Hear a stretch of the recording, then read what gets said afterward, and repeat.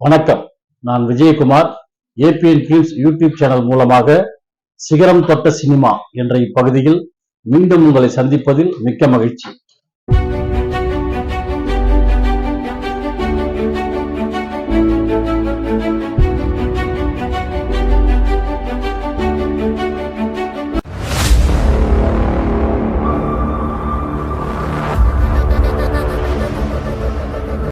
இன்றைய சிகரம் தொட்ட சினிமாவில நம்ம பார்க்க போகின்ற திரைப்படம் என்னன்னு பாத்தீங்கன்னாக்கா நீர்க்குமிழி.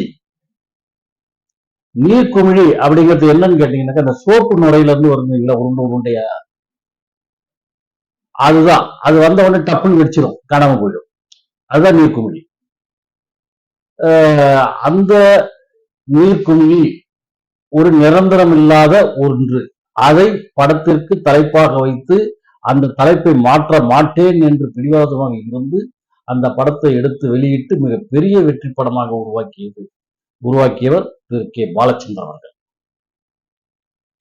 அதாவது பாலச்சந்தர் அவர்கள் நீர்க்குமிழின்னு ஒரு நாடகத்தை உருவாக்கினார். நாடகங்களுக்கு கதை வசனங்கள் எழுதி கொண்டிருந்தவர் நீர்க்குமிழின்னு ஒரு நாடகத்தை உருவாக்குறாரு. நாடகத்தை உருவாக்கி அதை மேடை ஏற்றணும்னு பார்த்துட்டு இருக்காரு. அந்த சூழ்நிலையில திருமலை பிக்சர்ஸ் நிறுவனத்தை சேர்ந்த வேலன் ப்ரொடியூசர் அவர்கிட்ட இந்த கதையை சொன்ன கதை பிடிச்சி போய் என்ன பண்றது, நாம இதை படமா எடுக்கலாம் அப்படின்னு சொல்லிட்டு அதே நீர்க்குமிழிங்கிற பேர்லயே அந்த படத்தை எடுக்கிறாங்க. டைரக்ஷன் நீயே பண்ணுன்னு சொல்லிட்டு பாலச்சந்திர சார் கிட்ட ஒரு வேலன் அவர்கள் சொல்றாரு.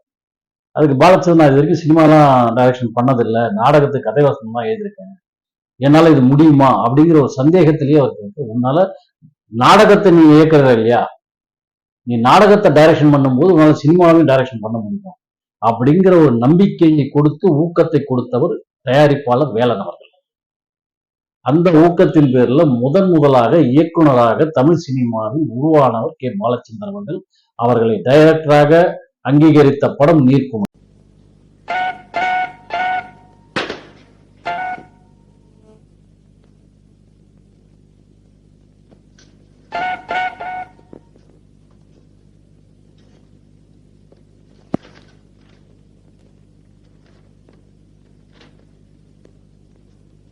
என்ன நீங்க தான் மிஸ்டர் சேட்டுவா?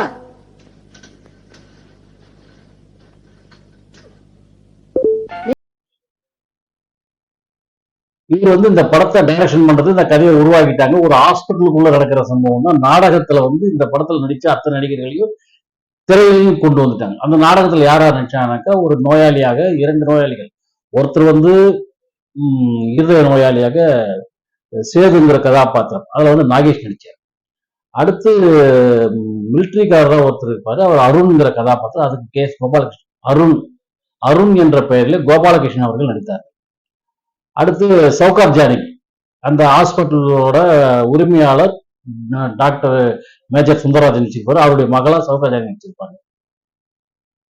இப்படி இவங்களை எல்லாம் வச்சு ஒரே செட்டுக்குள்ள, அதாவது மருத்துவமனைக்குள்ளே நோயாளிகளோட இருப்பவர்கள், அந்த மருத்துவமனையில் வேலை செய்யறவங்க, இவங்க எல்லாருமே அவங்களுடைய மனோபாவங்கள் எப்படி இருக்கும் அப்படிங்கிற உணர்வுகளை மையமாக வைத்து எடுக்கப்பட்ட படம் தான் இந்த நீர்க்குமிழி. இதுல என்ன பண்ணுவாங்கன்னாக்கா, இவரு நாகேஷ் ஒரு இருதய நோயாளி, விரைவில் இறந்து விடுவார் அப்படிங்கிற மாதிரி ஒரு சூழ்நிலை.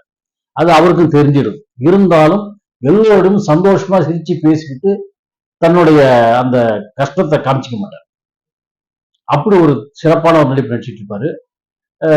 இவரு கோபாலகிருஷ்ணன் நடிச்சிட்டு இருக்கும்போது அவருக்கு ஜோடியாக சவுகார் ஜானகி, அந்த சீஃப் டாக்டர், இந்த மருத்துவமனை நடத்தவர் மேஜர் சுந்தரராஜனுடைய பொண்ணு, அவங்க 2 பேரும் ஒருத்தர் காதலிக்கிறாங்க.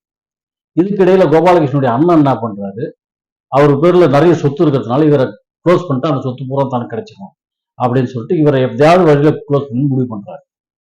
இப்படியான நேரத்தில் தான் இந்த இதய நோயாளியா இருக்கக்கூடிய சேது, அதாவது நாகேஷ் அவர்கள், நாம சாகதான் போறோம், சாகிறதுக்கு முன்னால இந்த காதலர்கள் ஒன்று சேர்த்து வச்சுட்டு சேர்த்துருவோம் அப்படின்னு முடிவு பண்ணி அதற்கான முயற்சிகள்ல இறங்கி அந்த காதலர்கள் இந்த நீர்க்குமிழி படத்தோட கதைக்களம்.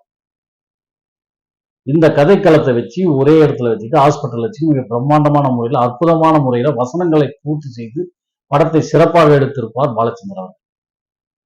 இந்த படத்திற்கு இசையமைக்க வேண்டும் என்று அந்த நாடகத்துக்கு இசையமைத்த குமார் என்பவரையே இந்த படத்திற்கு இசையமைக்க வைத்து அவரையும் அறிமுகம் செய்து வைத்தார்.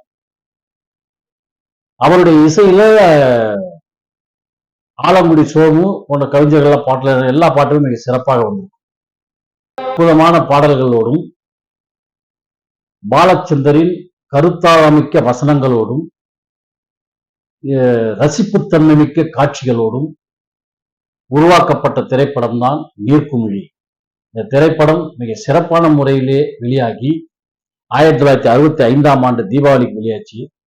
வெளியான இந்த திரைப்படம் வெற்றி படங்களின் பட்டியலில் இணைந்தது. இந்த படத்தை மிக மிக குறைந்த பொருட்செலவில் எடுக்கப்பட்ட படம் மாபெரும் வெற்றி படமானது.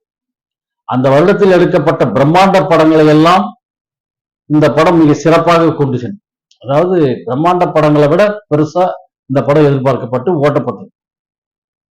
மிக சிறப்பான முறையில் ஓடிய நீர்க்குமிழி திரைப்படம் 1965 வெளியான படம். கே பாலச்சந்தர் இயக்கிய முதல் படம். நாகேஷுக்கு திருப்புமுனையாக அமைந்த இந்த படம் அனைத்து பத்திரிகைகளும் இந்த படத்தை விமர்சனம் செய்யும் போது நாகேஷின் நடிப்பை மட்டுமே முதன்மையாக வைத்து விமர்சனம் செய்யக்கூடிய அளவிற்கு அவருடைய நடிப்பு மிக சிறப்பாக அமைந்த திரைப்படம் இந்த நீர்க்குமிழி. இது எல்லாருமே இந்த தலைப்பை மாற்ற சொல்லி பாலச்சந்தர் கிட்ட நிறைய பேர் சொல்லியிருக்காங்க, அவருடைய நண்பர்களாம் சொல்லியிருக்காங்க. இது ஒரே செகண்ட்ல உடஞ்சி போற ஒரு பொருள் நீர்க்குமிழிங்கிறது, இதை போய் வைக்கிறிய உன்னுடைய எதிர்காலத்தை நினைச்சு வைக்கணும், அதெல்லாம் தேவையில்லை, இந்த தலைப்பு தான் இதுக்கு பொருத்தம் அப்படின்னு வச்சாரு. அந்த தலைப்பில் இந்த படம் மிக சிறப்பான முறையில் வெற்றியை கண்டது. பாலச்சந்தருக்கும் நாகேஷுக்கும் ஒரு மிக திருப்புமுனையாக அமைந்தது.